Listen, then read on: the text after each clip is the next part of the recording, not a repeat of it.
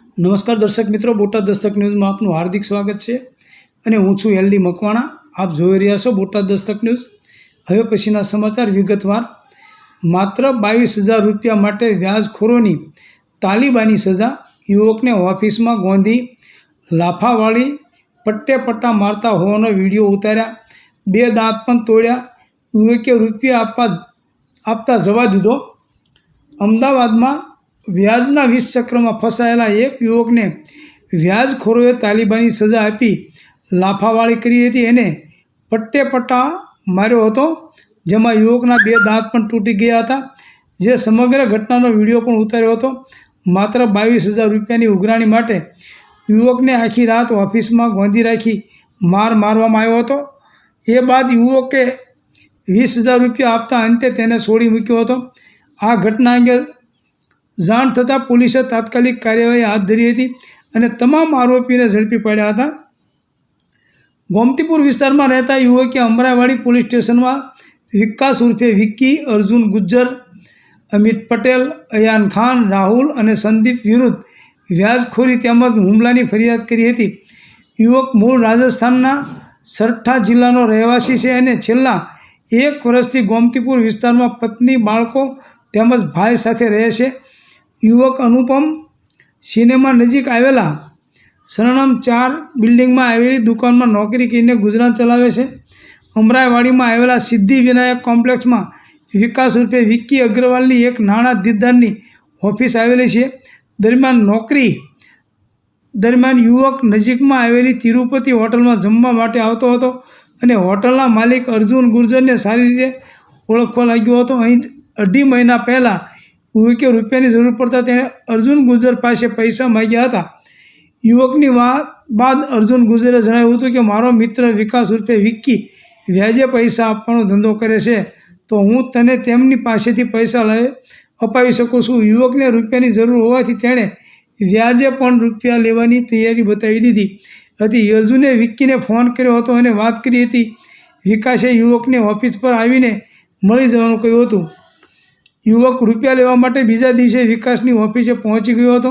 Office પર વિકાસ હાજર નહોતો, પરંતુ તેને કારીગર હતો. ઘણા સમય સુધી રાહ જોયા બાદ યુવકે ઓફિસમાં કામ કરતા કર્મચારીને કહ્યું કે વિકાસે કોઈ રૂપિયા આપવાની વાત કરી હતી. કર્મચારીએ હા પાડતાની સાથે જ યુવકને 5,000 રૂપિયા આપ્યા હતા અને એક ચોપડી પણ આપી હતી. યુવકે 5,000 રૂપિયા લીધા. એની સામે તેણે રોજના 100 રૂપિયા 60 દિવસ સુધી આપવાના હતા. યુવક રેગ્યુલર રૂપિયા જમા કરાવતો હતો, ત્યારે હોળીના 2 દિવસ પહેલાં તેને વધુ 5,000 રૂપિયાની જરૂર પડી હતી. વિકાસે રૂપિયા આપવાની વાત કરતાં યુવકે 5,000 રૂપિયા બીજા લીધા હતા. યુવકે 5,000ની સામે 60 દિવસ સુધી રોજના 100 રૂપિયા આપવાના હતા. હોળીનો તહેવાર હોવાથી યુવક પરિવાર સાથે તેના વતન ગયો હતો, જેથી તે ડેલી કલેક્શન જમા કરાવી શક્યો નહીં.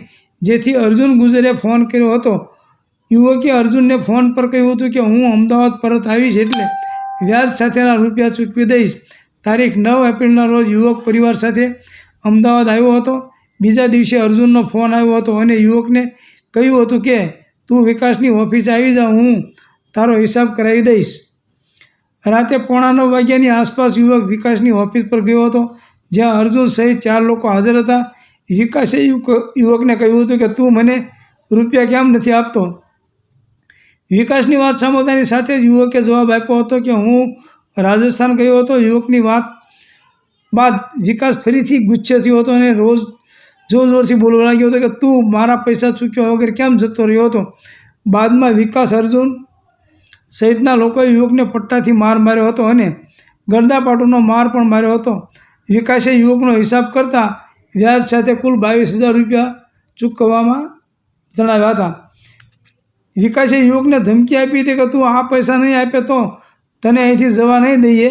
વિકાસ સહિતના લોકો યુવકને સતત પટ્ટાથી મારવા લાગ્યા હતા. યુવકે તરત જ તેના શેઠ રામભાઈને ફોન કર્યો હતો અને કહેવા લાગ્યો હતો કે આ વ્યાજે લીધેલા રૂપિયા ચૂકવવાના હોવાથી વિકાસે મને ઓફિસમાં પૂરી રાખ્યો છે અને મારી રહ્યા છે. યુવકે રામભાઈ પાસે 10,000 રૂપિયા માગતા તેમણે તેમના ઓળખીતા પાસે 10,000 રૂપિયા મોકલાવ્યા હતા.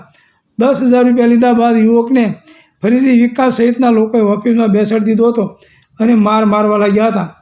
વિકાસ સહિતના લોકો યુવકને આખી રાત માર મારતા રહ્યા હતા, જેના લીધે તેના 2 દાંત પણ તૂટી ગયા હતા. વિકાસ યુવકને મારતા હતા એનો વિડીયો પણ મોબાઈલમાં ઉતારી લીધો હતો. આખી રાત ઓફિસમાં યુવકને ગોંધી રાખ્યા બાદ તેણે બીજા દિવસે પરિચિત વ્યક્તિ પાસેથી 10,000 રૂપિયા મગાવ્યા હતા. 10,000 રૂપિયા આપતાની સાથે જ યુવકને છોડ્યો હતો. એ બાદ યુવકે આ મામલે અમરાવાડી પોલીસ સ્ટેશનમાં ફરિયાદ કરી હતી અને પોલીસે આરોપીઓને ઝડપી પાડી ગુનો નોંધી તપાસ હાથ ધરી હતી. સૌજન્ય દિવ્યા ભાસ્કર, બોટાદ દસ્તક ન્યૂઝ, LD મકવાણા, બોટાદ.